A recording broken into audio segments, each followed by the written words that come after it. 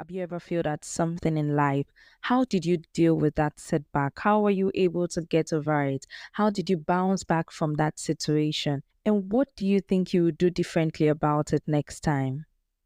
My name is Ngozi Obiefuna, and this is Random Talk with Angie, where I talk about anything and everything. I would love to sincerely apologize for the break in transmission as I had to take time off to deal with some important matters, but I also want to assure you that I am back and better.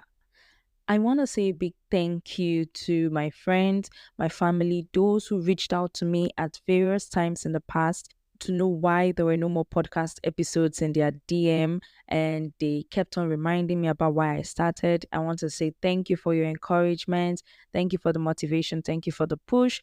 And I really, really want to say thank you for ensuring that I did not give up on my dream.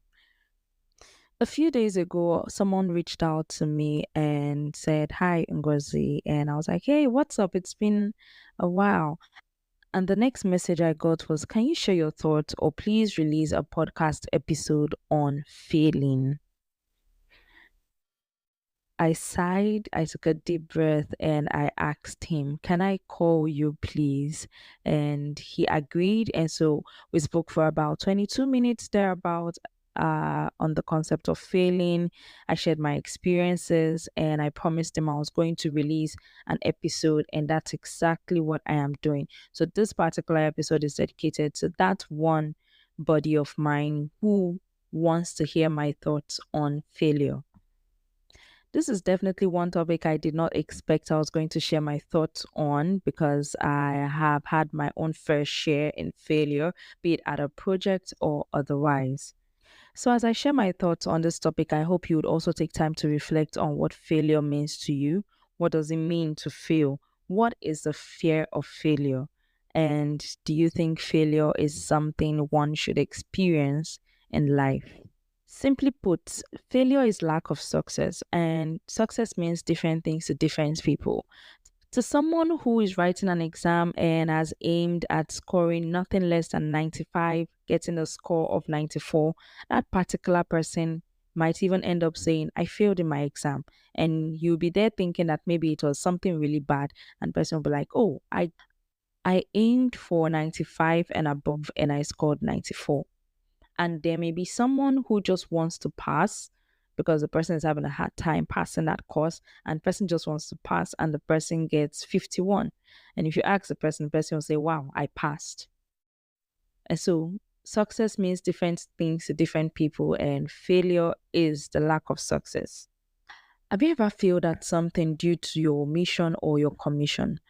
The experiences I'll share during this episode are things that I've seen happen to me or things that have happened to me in the past. And I would also run through how I think we can deal with failure based on my experiences. I never got to understand what failure was like until I began a professional certification.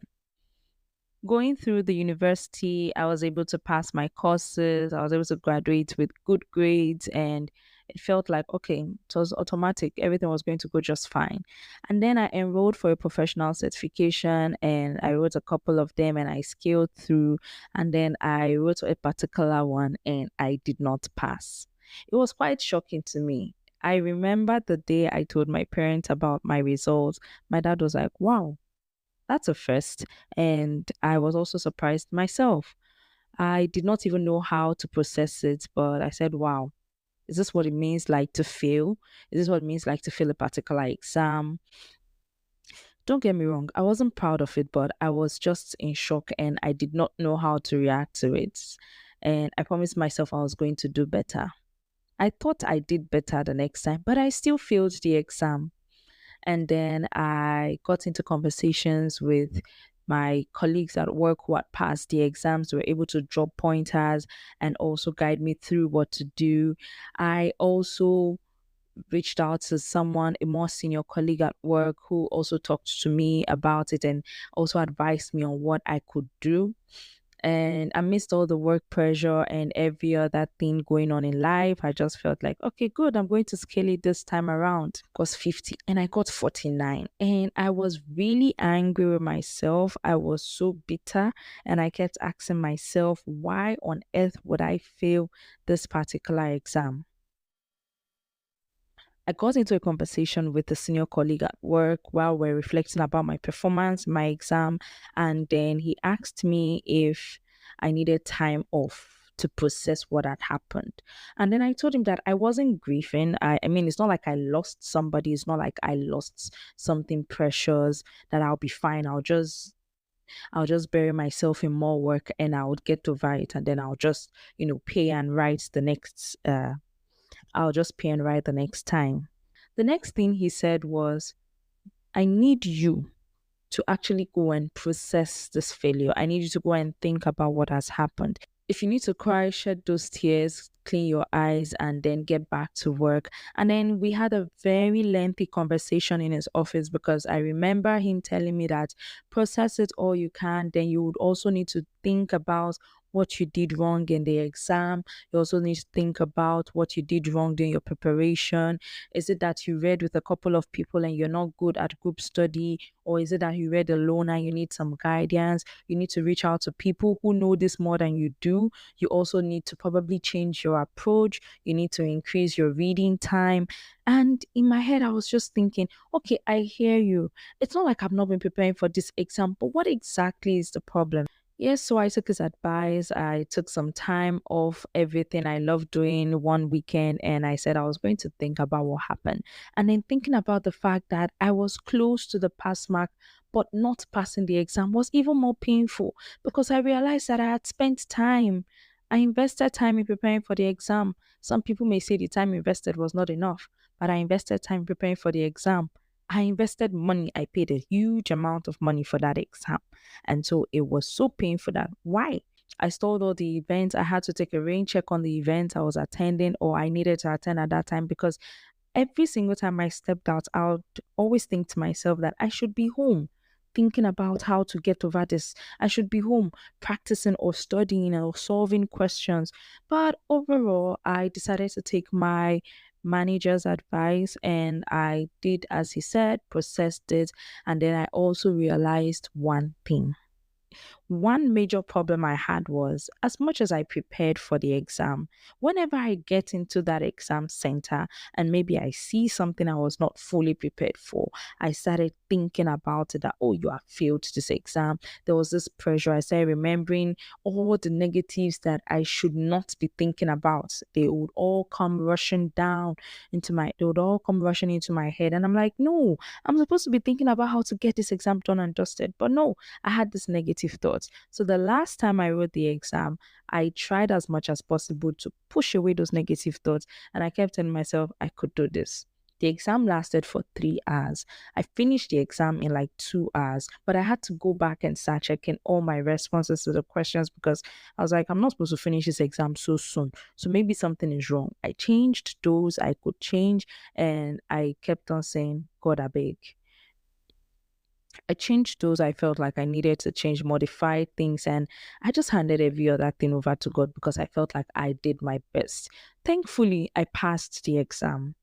Another thing I forgot to mention was I changed my approach to study. I discovered that, okay, I needed to commit more time into the preparation of this exam, because it was not like the normal university exam. It needed you to commit more time. So if I was reading 2 hours a day, I needed to invest an additional hour or additional 2 hours to read for this particular exam, knowing fully well that the exam is one in which you need to be utterly and properly prepared for. I was so grateful when I discovered that I passed the exam, because a lot was at stake for me at the time. I was mentally and financially drained, because I was spending a lot of time that I could use in relaxing. I had to use it to study.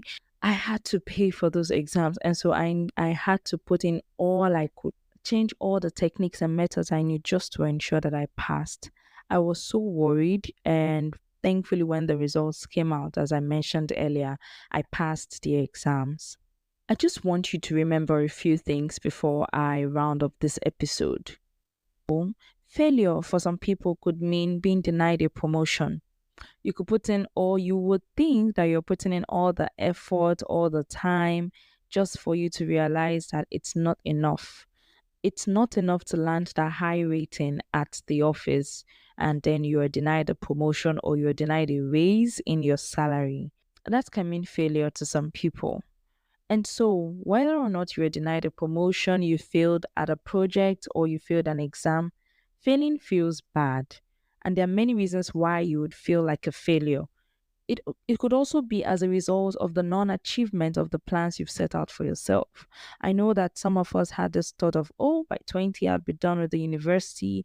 By 25 I should be married with two, three, four kids, and then by 30 I should own my own house. At 35, I should have plans and businesses here and chains of businesses here and there. It's just a whole lot. And then when these things do not happen, you begin to feel like you are a failure. I just want us to note a few things with regards to some factors that can play a role in how we feel.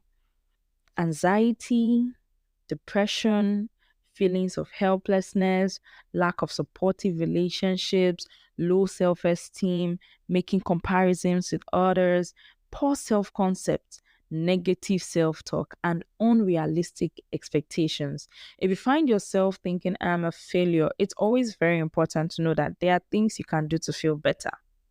I also want to mention that knowing how to deal with failure would help you in bouncing back to success. First, you have to embrace your emotions. You need to acknowledge the fact that you failed at that particular event or situation, but do not drown in your sorrows. Do not. Do not start thinking to yourself like that's the end of the world, that nothing good can ever come from you. All those negative self talks, all those, feelings of being useless or being good for nothing are not things that you should be thinking about. Yes, embrace your emotions that it didn't go the way you wanted it to, it didn't go the way you expected. Think about it, process it, and then get ready to get back up. You also need to recognize unhealthy attempts to reduce pain. So for some people, okay, so that breakfast or that breakup happened, and then you begin to feel like a failure, and then you decide to drown yourself in loads of alcohol, or you decide to drown yourself in promiscuity, or you decide to just do things you ordinarily wouldn't do if everything was fine. You should make sure that you do not drown yourself to stupor. Don't You should make sure that you do not attempt unhealthy things in a bid to reduce your pain. For some people, they would say, "Oh, let me get some comfort food. I'll just soak myself in. I'll just um I'll just eat lots of ice cream and I'll be fine." Even if you like demolish a bucket of ice cream, trust me, the pain is still there. The feeling is still there. When you're done dealing with the lots of ice cream you've had and the reactions you may or may not have due to the excessive intake of ice cream, you still have to deal with the failure. You need to remember that turning to coping mechanisms may do more harm than good in your life. So, what then do you need to do? Practice healthy coping skills. Healthy coping skills could be calling a friend, speaking to your loved ones, practicing meditation. These are a few of the healthy coping skills which you could try. Going for a walk, you can't even imagine how relieving that is. Going for a walk and all others. When I failed at something, I started cooking a lot because it was something I loved to do. And for me, it was my own healthy coping skill. So I started cooking a lot and I started trying out new recipes in the kitchen. I started trying out new recipes and it helped me get better. It helped me feel better. Sometimes we find out that when we fail at something, we're used to accusing the other party. Oh, the examiner failed me. Oh, it was the other party that did all the wrongs in the relationship. Oh, it was the team members I worked with that made us fail at the project. You need to accept some level of responsibility. You can't always just push off the blame to someone else. You can't always just say, "Oh, it wasn't me. I did everything from my own end. I did everything from my end. I played my own part." No, I played my part, but then it was my team members, or it was the examiner, or it was the questions that were said. Sometimes you need to accept the fact that you share a level of responsibility in what went wrong. So I remember when I had a conversation with a colleague at work about a particular time I failed the exam, one of the times I failed the exam. And then we sat back and we tried to reflect. And I said, to be very honest, I I did not know a particular question, and I feel that particular question affected me a lot. I did not know how to answer a particular question, and I feel it affected me a lot because I could have done better if I knew that answer. I mean, and I told him I scored 49. But sadly, I did not know this particular topic, and a whole lot of questions came from this particular topic. I did not even realize, one of those topics where after reading through reports and articles, you see the examiner say these questions barely come out from this topic, and then you decide that okay, let me just save some time and read up on others. I'll just skim through, and then you skim through and then you went, and it was that year that they remembered that questions will fully come out from that topic. And so I told my colleague, if only I knew a bit of that topic, I am sure I would have aced the exam and I wouldn't have to rewrite it at that time when I did. So after you have failed, after you have dealt with it, accepted your level of responsibility, you need to create a plan for moving forward. You really cannot dwell in your problems and failures for so long. So create a plan for moving forward. If you need to seek help, please seek help. Do not be ashamed to raise your hand and ask for help. Do not be ashamed to speak up. Do not be embarrassed to actually say, I cannot do this on my own. I was able to achieve the last success in my exam because I reached out to those who I felt could assist me in understanding the places I was not so sure I fully understood. I was able to say that I am not sure. I remember I told two of my friends that I was not sure about a particular topic, and they offered to help. They offered to explain it to me so that I would understand it fully and not be confused when I get to the exam hall. And after all that has been said and done, face your fears of failure. I told myself that I was not going to entertain any form of negative self talk in the exam hall. I kept on telling myself that I could do it, even when it seemed like I was not sure if I could do it, but I kept on telling myself that I could do it. If you spent most of your life avoiding failure, it can feel really scary when it finally happens. And so, facing your fears, however, can be the key to relieving and reducing that discomfort. Indeed, I also found myself being very skeptical about sharing my thoughts on failure. Um, I do not know why that happened, even though I have had my own fair share of failure.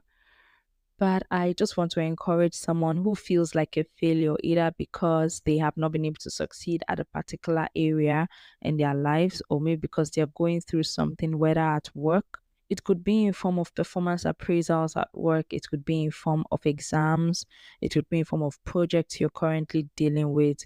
It could also be in form of the relationships you get to handle. I would just like to encourage you to not drown or let yourself drown in your sorrows, but then keep your head up high, seek help, seek all the help you can get, speak up so people can actually know that you need help. I know that some people will say, why should I share my problems to the world? But then I'm sure you have trusted allies, people you can rely on to actually help you get past it. And then after everything, think about it, accept your level of responsibility, create a plan of moving forward, and go on ahead and face your fear of failure. Wow, it's been such an afternoon, and I would just love to thank you for listening until this very moment. Remember, you can reach out to me via email in the email listed in the description. Feel free to share this with someone whom you know needs to listen to this. Until I come your way next time, this is Random Talk with NG with Ngozi Obiefuna. Thank you so much and have a successful week ahead.